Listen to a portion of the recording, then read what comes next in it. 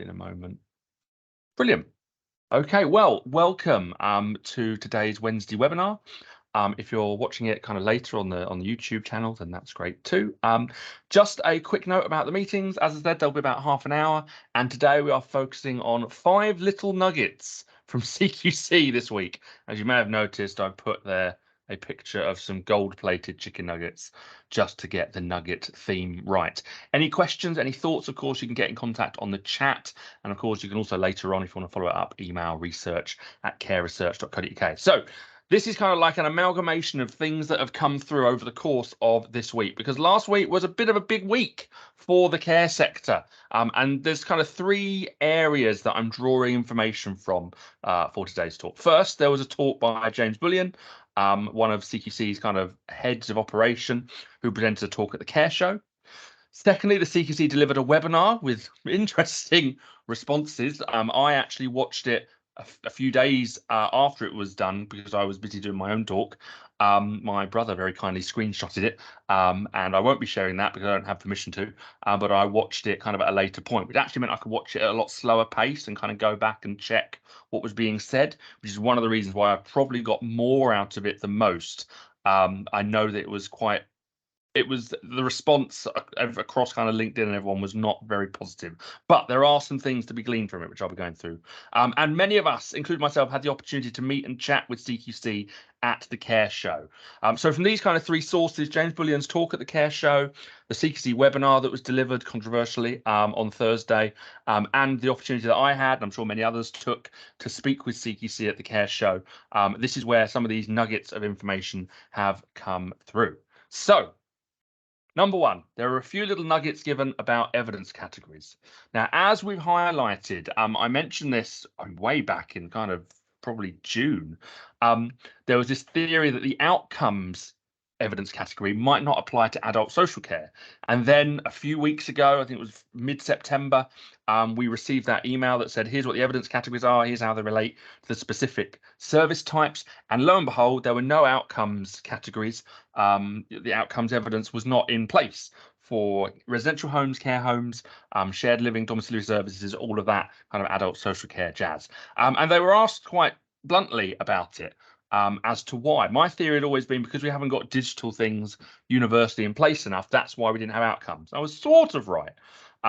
The CQC lead basically stated on the webinar that outcomes have been defined by CQC as outcomes with a capital O, referring to nationally available data sets. And as you see, if you went even way back in kind of June, when CQC were releasing information about the evidence categories, I commented on the fact the evidence categories, particularly in outcomes, seemed very NHS-y, was the term I used.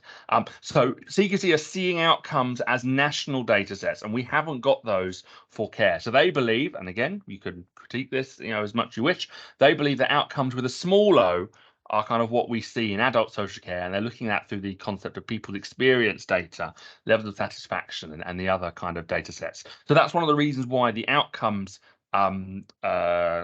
section of evidence categories is not going to be there, and it looks like it won't be. So it's not that they haven't released it yet or they're planning on doing it in a year or 2 years. For them, outcomes are around national data sets which are not going to be available, which means you can confidently say that you have either 5 evidence categories if you are in the residential space, or 4 if you're in the domiciliary shared living space. Outcomes are not going to magically rear their head. There was also a discussion about, are the evidence categories listed against each quality statement the only evidence? And this was a question, actually, I've had some really interesting discussions about this with a few people over the last few weeks. I was very much of the view that CQC have said these are the evidence categories, they've pinned them against quality statements, they've put them on the website, they've released a big Excel spreadsheet, that's it. And I'm pretty much right. When asked if other evidence types not listed as relevant to each quality statement will be reviewed, it was responded with, we won't routinely look at that evidence at present. The caveat they stated is, look, this is a new framework. It's possible that we discover that there's people's experience evidence that we should be collecting in a quality statement area that we currently aren't. So what they've basically said is, what we've put out is what we've put out. It's possible over the next year or 2 that we might tweak. We might go, actually, do you know what? We could collect some people's experience evidence in relation to that quality statement. That would actually be important and useful. So I think this is where we kind of recognize that, what we've got is what we've got, and we should follow that. CQC may, over the next year or two, as they go through the process, identify that certain evidence categories do actually belong or have some place across quality statements that they currently may not have envisaged them as being part of. So I think, you know, there's room to keep your eyes open. So that's why they don't have the outcomes, and we aren't going to expect to see any outcomes listed anytime soon, because they're looking at national data sets when we talk about outcomes.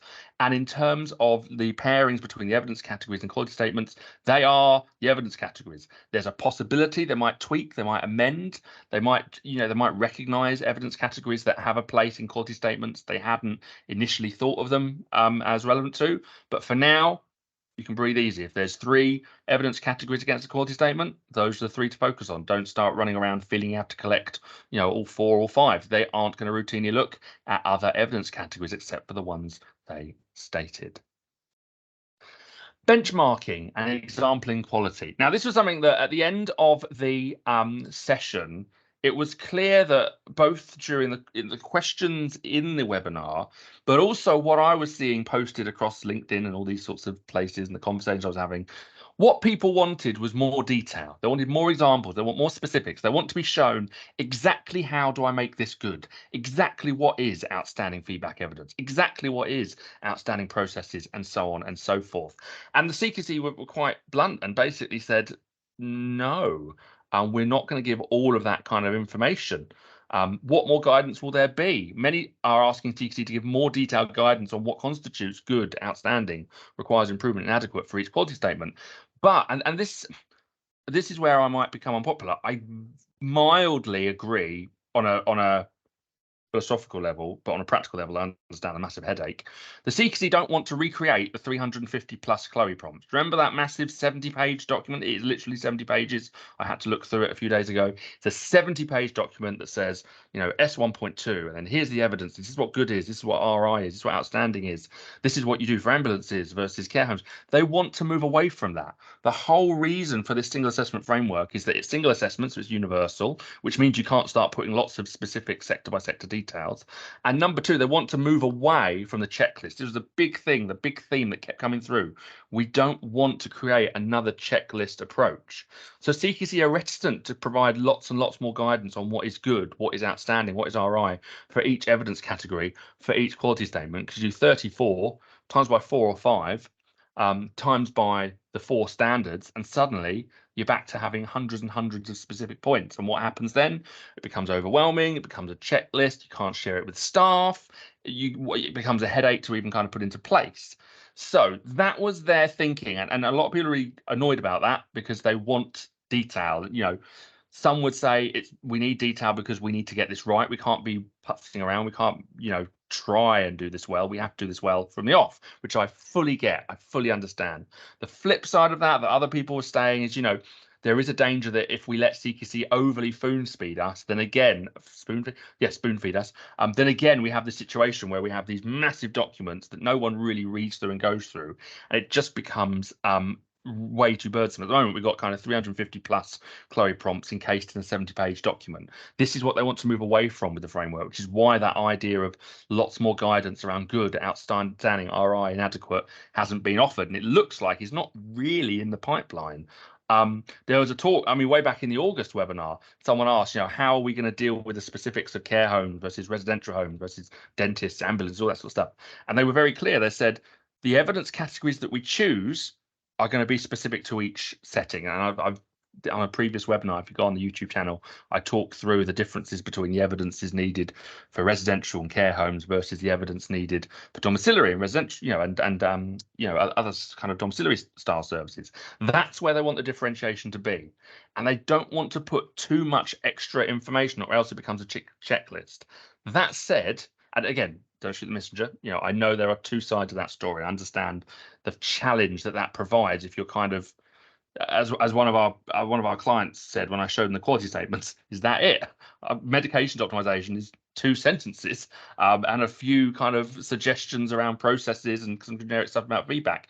I do understand that there's a need for a middle ground between not giving, you know, absolute spoon feed checklist 70-page documents, but similarly not, you know, here's 2 sentences about what you need to do in this area. But there are some things that were really useful.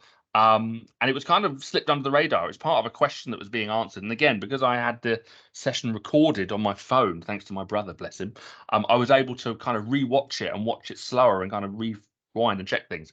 There was a really interesting point around how we just delineate between outstanding, good, RI, and inadequate. This was from the webinar, which hopefully CQC will put up if they haven't already. It wasn't there yesterday. Hopefully it'll be up soon on their YouTube channel. So the quality statements are pinned at the good level. So if you are doing everything the quality statement says, then you are good. Outstanding, they were saying, if we start seeing things that are creative, innovative, going the extra mile, really good, consistent levels of person-centered care in across those quality statement areas, then we're reaching into the outstanding. So it's not that good is this, and outstanding is a whole other set of new activities. It's that you're doing that a more creative, innovative, going the extra mile, constantly consistent way. RI is whatever the quality statement is, but it's a bit tentative. You're sometimes doing what's in the quality statement. You're not always doing it. It's not consistent. It's not that you don't do it at all, but it's not really consistent. It's not continual. Words like sometimes or at times start cropping up, and there's perhaps one regulatory breach, or the perhaps the possibility of regulatory breaches as a result of some of those caring practices. And then inadequate, it was defined by the individual on the CQC webinar as it just simply not happening. So you got, here's a quality statement. This is not happening, and there are regulatory breaches that can be evidenced and pointed to. So can you see? And I'm not siding with them. I'm certainly not sponsored or employed by them. That's kind of the point of these. But I can see what they're trying to get at. They're trying to get at, right, how can we move away from all these close prompts? How we can move away from all these details? If we give guidance on everything to everyone, we're just going to create the same mess we did with the last framework. Well, we need to think of the quality statements as good. Outstanding is we're doing that, but it's a more creative, innovative, going the extra mile way. RI, you're doing bits of the quality statement, but it's not consistent.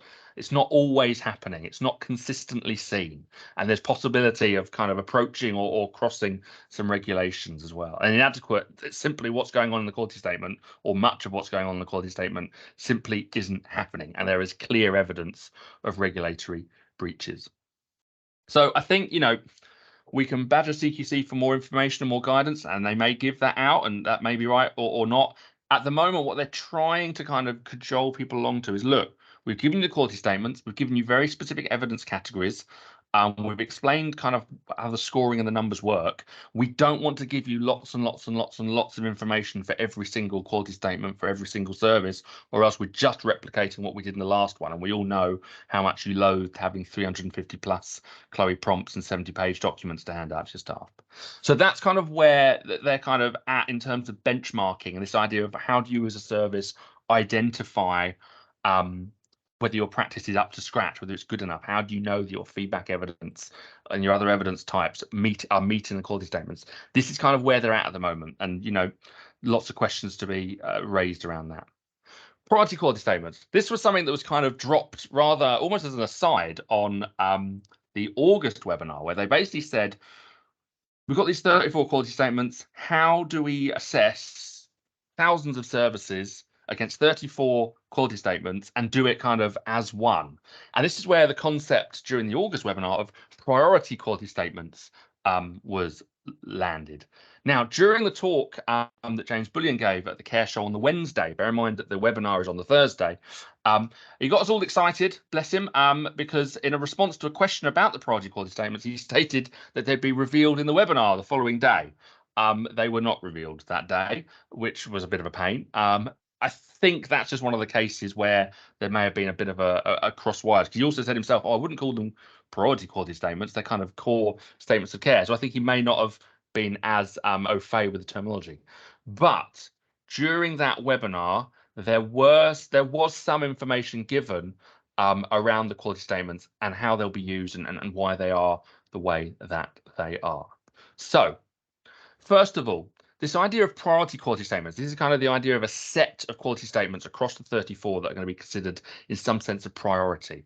This is about services being moved towards a positive as opposed to reactionary approach. The idea is, at the moment, something kicks off, so CQC get involved. That's really, or I've spoke to someone last week who said they had a home that hadn't been inspected in 7 years. 7 years. And this is partly because if it ain't broke, don't fix it.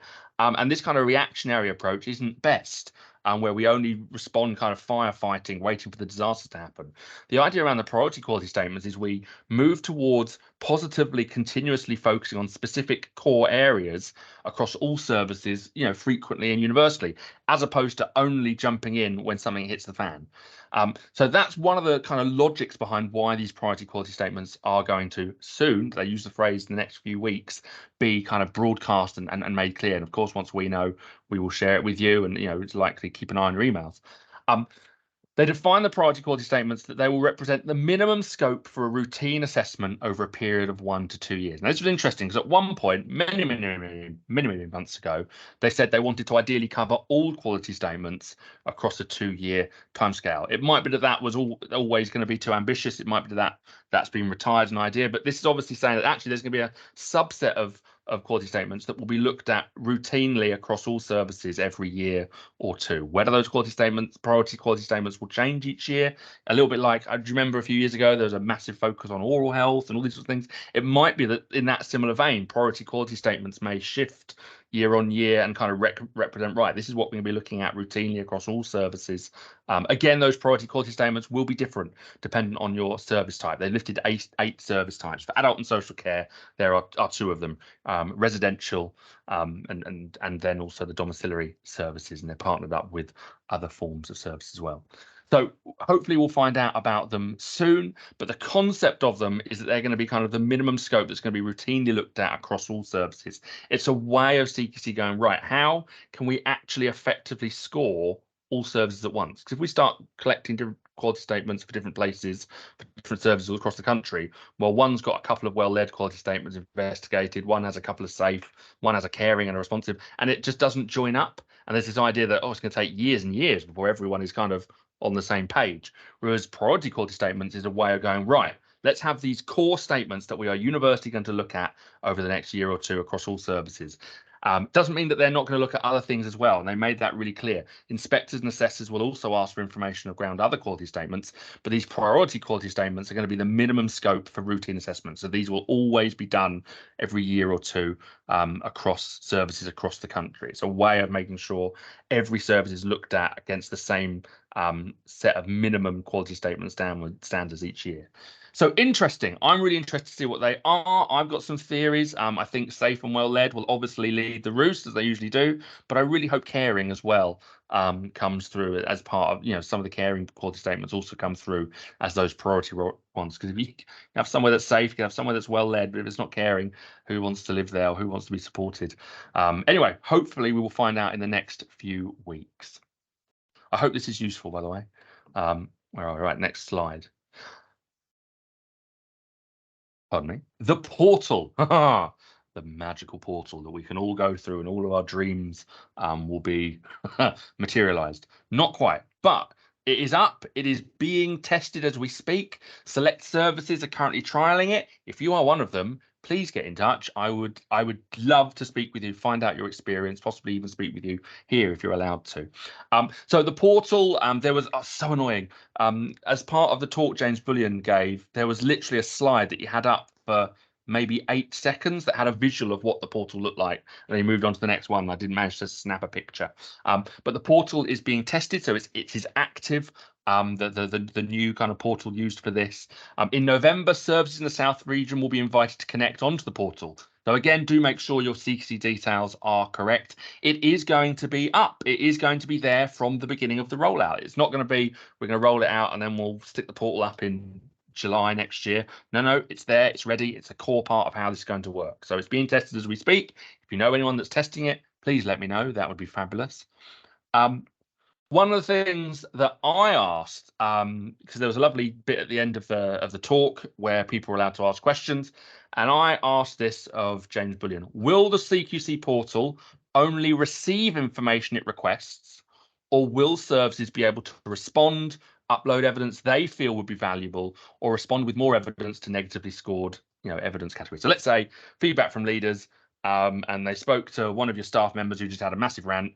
Long story short, you got a 2 for feedback from staff and leaders in a particular area, and you think, whoa, that's not fair. And you've got some other evidence, or maybe in response to that, you've spent a few weeks collecting some more evidence, or maybe you've used Care Research, hey, little plug, to collect more evidence. Are you going to be able to just upload that and go, oi, you gave us a 2 for this a few weeks ago. We don't think that's fair. Here's a whole load more evidence. Can you reassess that? Or is it only going to be, at the request of CQC, you send them what they ask, that's it. Drawbridge comes down, you can't do anything else. So the response was very honest, and credit to James. He said exactly what I thought he would say, and it was right, which is we definitely want the portal to be used dynamically. He gave the example of kind of, the point of this is that people can respond, they can send in evidence, they can challenge ratings by presenting new evidence quickly. He understood that and believes that that really is the main kind of purpose, or one of the main values that the portal will have. But this functionality won't be there straight away. So November, December, do not expect to be able to have these kind of ongoing dialogues. Obviously, you'll have this assessor role, which are these individuals that, aside from inspectors who come out and do observations, inspect, assessors will kind of make requests and do all sorts of things in relation to collecting evidence with the portal. So it might be that you can have some conversations with them in the meantime. So the portal eventually, read that as 6 months, a year, who knows? They really want it to have that responsive approach where you can upload new evidence, you can challenge evidence with new evidence, and it becomes kind of an ongoing, almost like a discussion where you can upload things and send things through and receive things and so on and so forth. But don't expect that in November. That's going to be a functionality that will be developed over time, but won't it be great when it does arrive? I think that's where we're at the moment. We've got to accept that it's not perfect. It's a big shift for so many of us in so many ways, but hopefully 12 months, 18 months from now, we will see a number of these benefits, like the portal being more kind of dynamic and responsive, materialized. Right, last bit, and of course, it being me, I asked about feedback evidence. That is what we do, and it's kind of come to the fore as part of the new CQC framework. So we asked a few questions about this. Again, following James Bullion's talk, I know I've only got a few minutes, so I'll be super quick. I asked him, there's a big shift to feedback evidence in the new framework. Do you expect services to collect this feedback evidence yourself, or do you intend to collect it from services? And the response was really clear. They said, we really want services to be actively involved, and we are really hopeful that they will be actively involved in collecting and sharing feedback. So even though, again, on a previous webinar, I'd shown that when you look at the feedback evidence is given on the website, CQC give a lot of examples of things they can get themselves. And I think the only thing they offer is surveys, possibly one other thing, as evidence is that services can provide. They are still specifically hoping that you as a service are collecting that feedback yourselves and are able to share that with them. They're not planning on kind of taking away all of the feedback and doing it themselves. And then I asked one cheeky question. I went up to the CQC. I was very bold. I went up to the CQC stand. I said, look, this is what the stuff that we do. Would this be of any use? And I spoke to an inspector, and a current inspector who is inspecting as we speak under the new framework, kind of piloting it. And I spoke to someone who deals with people engagement, one of the high up CQC leads, and they said, yeah, this would totally make sense. The documentation you provide makes sense. The feedback presented would be taken on, so they would accept it. They would use it as part of their judgment. PDFs will be able to be uploaded to the portal. So, the output documents, Word documents, PDFs, all that sort of stuff will be able to go onto the portal. And that this sort of what we do would fit into that feedback evidence category. So I've given lots of advice on how to do feedback well. It's on the YouTube channel. Take it out, take it up, have a look at it. Obviously, we can do things ourselves. But what was really encouraging to know is that actually the sort of advice that we've given is there. It does help you in terms of there are ways that you are able to collect feedback that CQC will listen to. Right, last few minutes. So just a little plug, obviously, if you want some training for your staff, for the people you support, for staff, for your middle team or management, do get in contact. Again, also with our feedback evidence surveys, you can speak to us as well. Easiest way, research@careresearch.co.uk if you would like to ping me a message, and there's my LinkedIn as well. What I'm going to do, I'm going to stop recording the video and stop sharing the screen, and you are all obviously free to leave. I'm happy to respond in the chat to people that are speaking as well. Thank you very much. I'll be uploading this onto YouTube probably tomorrow. Again, I think it's youtube.com/@careresearchuk. think that's it. So hopefully this video will be up there if you missed some of it or you want someone else to see it. But in the meantime, I'm going to stop talking. I hope that was useful. I know they were just little nuggets. It wasn't kind of a big talk, but hopefully some of those little points have just hopefully nudged you in new directions as you prepare for the framework. Have a great day. Thanks very much.